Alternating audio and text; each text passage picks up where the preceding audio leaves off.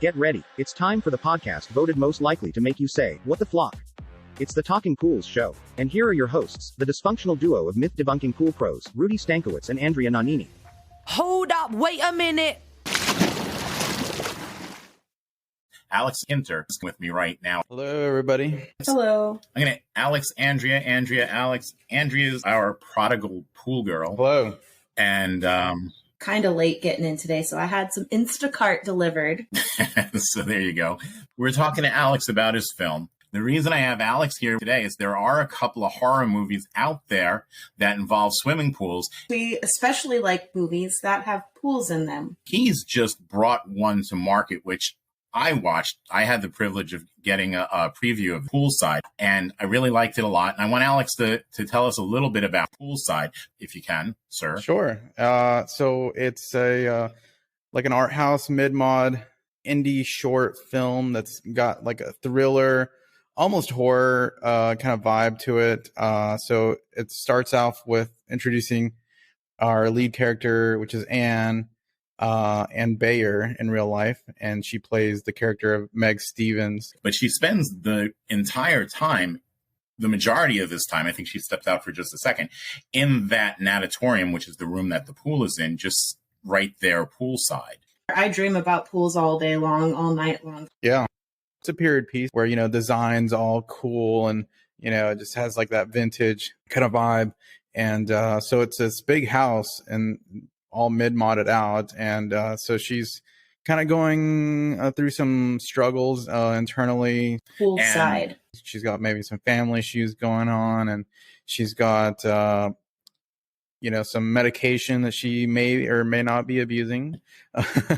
And, that I don't know how questionable that is once you watch it, but so I'll tell you, it is definitely a cool piece. One of the things that hit me right off the bat that I liked about it, and I don't know if this is what you had in mind or not, but it has the way it's done. It has that whole Mickey Spillane kind of old school detective feel to it. The way she's explaining what's going on and Yes. the music and just the whole feel to it, the vibe, which is something that's really cool because it's something that we've kind of got away from, and it just works here. It just absolutely works. That's awesome. I'm glad you caught on to that. Yes, we have kind of like almost a Kubrick kind of feel to the camera work and the stylization and the time periodness of it.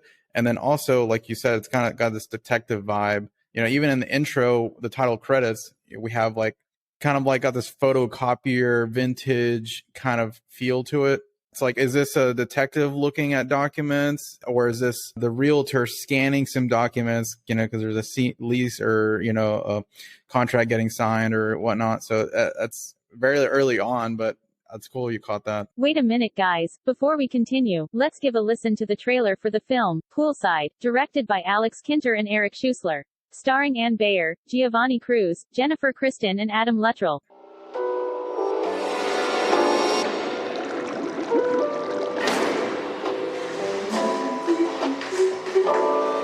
All about the damn house. Ay, Dios santo. Can you hear me? Hey, hon, we're on our way back from camp. Hello?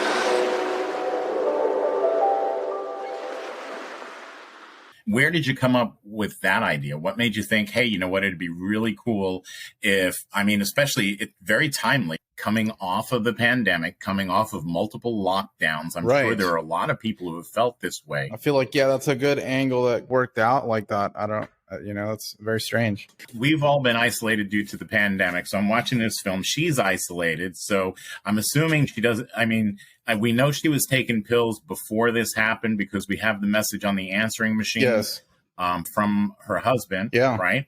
So I'm assuming she has a little bit of a problem controlling that even before he leaves, and he's out with the kids. Yeah. Correct? Yeah, that's correct. And they're away at some camp. That's what's going on. So she's just at home. I don't know how long they've been away at camp. It seems to me that it's been forever. But so tell me, how many awards did this film win? Well, it's somewhere around 20. It's 20. Wow. Yeah. Thank you. Congratulations. We still have. That is nuts. Yeah, it's pretty Yeah, that's a wild. lot. Honestly, I kind of got a little trigger happy with the submissions just because I was just like, well, it's bound to win something, I guess. You know, I didn't really plan for all these wins. I was just kind of like, you know, it just happened, and I was just happy that you know, some of these other cities that are very design centric really like the film. You know, like LA and New York and those type of festivals seem to really enjoy it.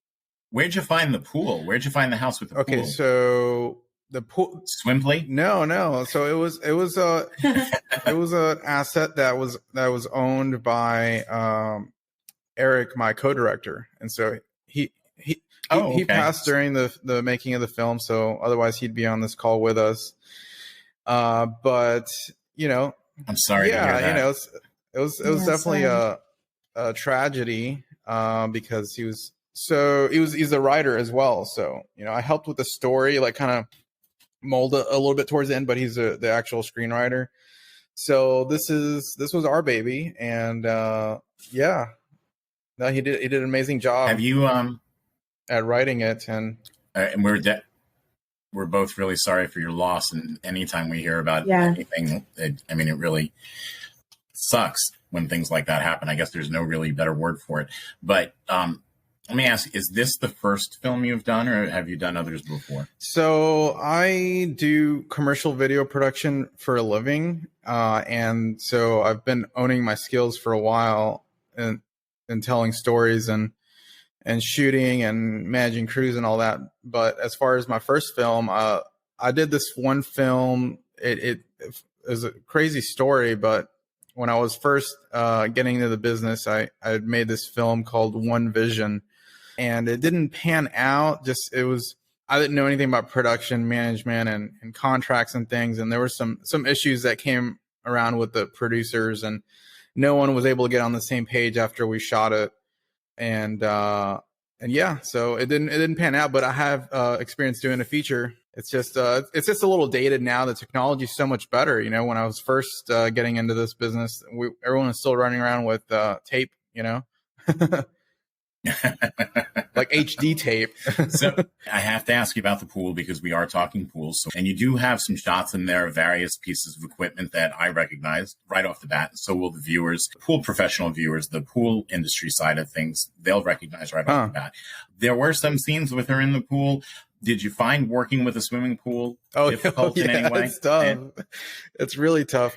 I mean, in so many ways, the pool was a kind of a hurdle that, you know, we had an idea of what we were going to do, but it was just, it made everything last so much longer because we have to just move so slow with the pool just to make sure nothing fell into the pool and like lights and stuff. You know, you have an actress, you know, she recently is doing really good too. She was just in that main character in that video game called Returnal. So she's doing pretty good. Yeah. So I was worried about her, you know, make sure she's safe, you know, because big lights. Yeah. I mean, so that all kind of safety issues made the shooting slower. And as far as capturing any audio in that room, it's a big open room, like, you know, so. Was there a lot of echo because of it? Yeah. So that was some of that stuff we had to ADR, but we couldn't ADR everybody because everyone's schedule's kind of crazy. So we just had a lot of post-production on the audio side done to the audio to just minimize and make it sound like they were in a studio as much as possible. And so that took a long time. I was going to ask about the reflections. Did that cause you problems with shooting, like the reflections of the water, or trying to get any shots? Yeah, no, I mean, the reflection issue is mostly that back glass door where like you go into the house. There was one scene that you can kind of see a light still, but you know, we made it to where it would be like, I guess, assumable that it could be a pool light because it was kind of lowered down to the ground. So we were like, okay, well, if this is going to have to be in the shot, then just let's lower it down to the ground so it looks like it's just like a little pool light coming up or something. But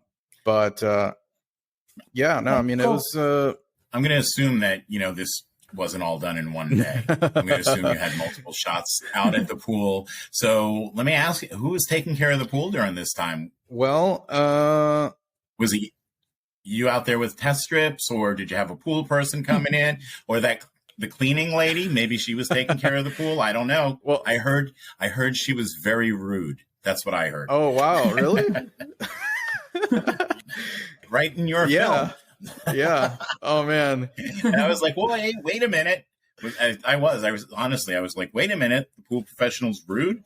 So where are we going with this? But so Eric, no, she is actually in charge of the whole area. So the building. Yeah. Eric did a pretty good job at, he flipped the house. Basically it was his. And then before he wanted to sell it, we wanted to shoot this film in it, so the house is kind of like its own character. So we wanted to make sure it was, centered around the house. And then so I mean he managed the pool pretty well. He knows the components. There's a whole other room full of pool equipment and sounds, and that was kind of a challenge to make look good as well, because it's a closet with no lighting and and just some dirty pipes and gears and stuff, just like so. Yes. It is a heated pool, but it takes a lot to heat a pool and keep it at that temperature.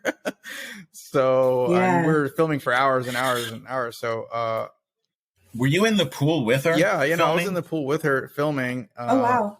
But we didn't take the red cameras in the pool. We just used the highest quality GoPros there were then during that time. Do you think it's possible that either you, the crew, or Anne's the actress, right? And any of you guys peed in the pool while this was happening? No, but there was no need for that because there's a bathroom right there. There's a pool bathroom. Oh, good. Good. You'd be surprised. We take care of a lot of pools where there's a bathroom right there, and it's probably the least used place. So do you guys put the little strips, and you're like, okay, this is how much urine is in the, how much pee is in the pool? The urine. Yeah, there's that chemical's a myth. Unfortunately, someone needs to get on making a real one though. They're supposed to be able to show the pee in the pool if you put the chemical in. Okay. That's fake. It was very humid inside the pool room, but still the water stayed. I bet. An indoor pool is a totally different animal for sure. So I know you guys definitely had your challenges that are specific to that type of an environment, which kudos to you. Y'all must have been sweating up a storm at times. Oh, yeah. No, it was super humid. So, yeah, we were just, everything was just sweating. Stuck to you and... You have to clean up. Totally. That's a good point. Yeah, going from inside, shooting inside, and then going back out there, immediate, just like just fogged right up. So that's Andrea's. That's a day in the life of Andrea. All right, hold on, guys. We gotta wait 15, 20 minutes for this lens to adjust to this room. I like the fact that when you get to the end of it, right, then you can actually go back and look at some of the other things that happen and go, oh, okay, yeah. You know what I mean? It all works. So you tied it, you built it up nicely. It ties in nicely. Like I said. So there was a whole another 5 minutes we cut out. But it's got to drive you nuts when you get to that point, trying to figure out, oh, I really like this, but is it that important or this? I mean, how long does that process go on? Man. Fighting for 5 minutes. That went on for like about a month. Just that. Maybe even longer than that because, the whole, Eric got sick and then the whole pandemic and then all that happened. And, but we cut it down while he was still here and around. So he agreed to what we wanted to leave out and all that. I mean, it's his film also. Yes. At the end. Yes. And, so he wanted to leave certain stuff in there, and then we agreed that we were gonna get rid of the realtor scene with the couple. That was longer originally, so you could see more of the couple's characters and all that. So we kind of minimized down a little bit. Yours is very, very different. Yours is very unique. So I want to start with saying that there are a handful. Like I said, I like to consider myself an avid horror movie fan. I'm just going to call it at that. But there are a handful of horror movies, thrillers, that do involve swimming pools that are out there. Not a lot, probably not more than a handful. Some good, some bad. You're bringing, in my opinion, you're bringing another good one into that group. Mm-hmm. The Pool, I think that was a German flick with Isla Fisher. 12 Foot Deep, that's Matt Eskandari. I don't know if you know him or not. It's a very interesting niche. We did a little bit of research whenever we're going to do this. And yeah, we noticed that there is a handful of just niche pool films. And we wanted to do this kind of modern retro film and bring in this like really vibrant color palette. And actually, Hollywood Boulevard Film Festival, when they did our award thing, they also gave us a review of the film. And we thought that was a really, really honest review. Like it was, they definitely nicked us a couple areas, but then like the stuff that was good, they definitely gave us props on the color palette that is very enticing, and they liked how the I guess the climax revealed more about the story and all that. It definitely did, and it's a very easy film to follow. It's a very easy film to. It's very engaging. Well, thank you. So I mean, it does draw in your attention. An avid horror and thriller movie fan, that's really what that was for our audience. That's our audience.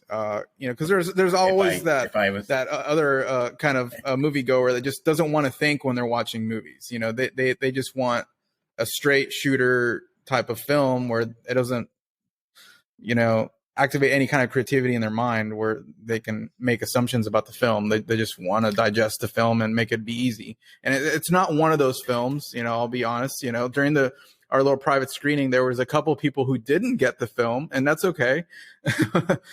But we made it generally for like mid-mod design, thriller, and, horror type of audiences.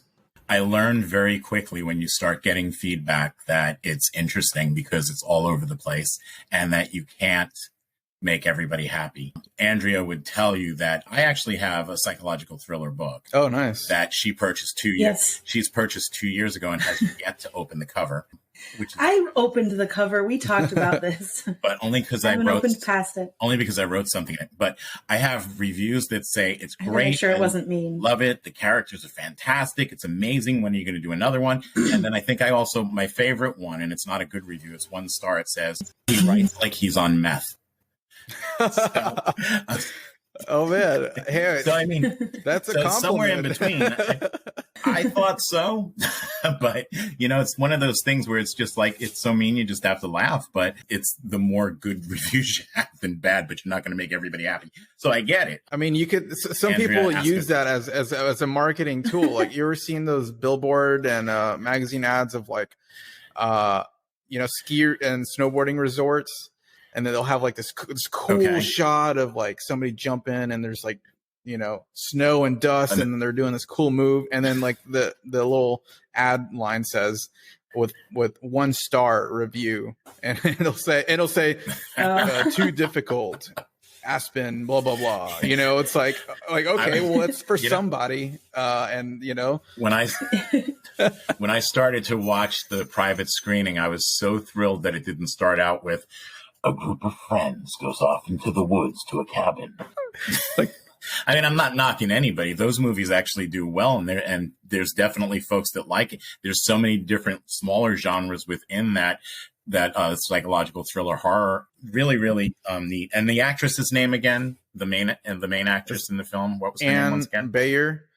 With two N's. And she was going to be with us today, but she couldn't make it. So, Anne, we're sorry that we couldn't have you here. Yeah, she's great. She's very talented, and she's doing a lot right now. She lives in LA, so she moved from Dallas. So, not sure where you guys are at, but we're we're both Florida. Okay. Florida. I love Florida. Yeah, I'm actually going out there soon on some business. Why don't we drop some names? Who else is in the film? So we have Anne, and then we've got Giovanni. She's the maid, Emma. Okay.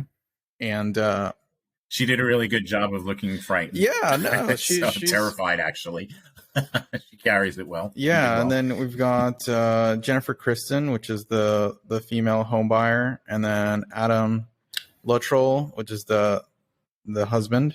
And then we've got Jeff Blunk, which is he plays the husband of Anne, or Meg Stevens. So he's Jack Stevens. So he's who's on the answering machine. You know, I don't know if you guys noticed, but whenever Jack calls in and she's in the pool room, the voice is different than the answering machine. Yes. So that's a little like Easter egg kind of thing. So the actual answering machine recording is Eric, my co-director. We're going to leave that as a placeholder, but then he passed. So we just wanted to leave it in there because it was him. Oh, that's cool. Good move. So it's like a vintage kind of recorder. So we were like, well, it could work because it's just got that old quality of speaker and whatnot. So where can people see this? They can't yet, right? So what do they need to do? What do you need folks to do to help to get to be able to see this? After the festival run, we'll have it on Amazon Prime. But right now, the main festival we're trying to get into is the Dallas International Film Festival. So DIFF. If you guys want to help, just email info@dallasfilm.org and just request the film be screened. That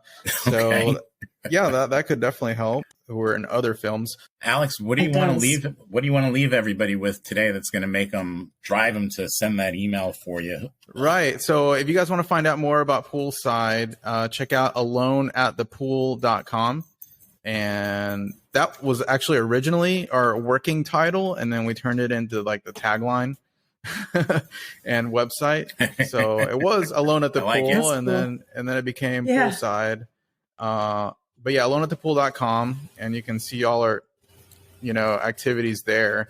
And then be on the lookout, because as soon as it comes out for Prime, I do believe we're gonna also release the Blu-ray people can order and stuff like that. So there'll be all kind of merch and stuff people can get if they like the film. Great film. So everybody listening, thank you. Yeah. Check it out again. Poolside Film, and you can find it. It's aloneatthepool.com. That's right. Correct. Also look for it on. Is it Alone at the Pool or Alone in the Pool? I'm sorry. The pool. Alone at the Pool. Because sometimes she gets out. Sometimes I get words confused. I'm just making sure that I heard it correctly. aloneatthepool.com, and it's Poolside the Film Facebook page, website. Check it out. Watch the preview. It's going to make you want to watch the whole thing for sure. Send the email in. Let's get it so that everybody can take a look at this thing, because I think you're going to be pretty impressed. Yeah, for sure. Thanks for the kind words, Rudy. You got it, buddy. I appreciate you coming on and saying hello to everybody. So thank you, Andrea. Be good. Keep it scary. Bye. Nice to meet you. Yeah. Very nice to meet you too. Nice to meet you guys All as right. well.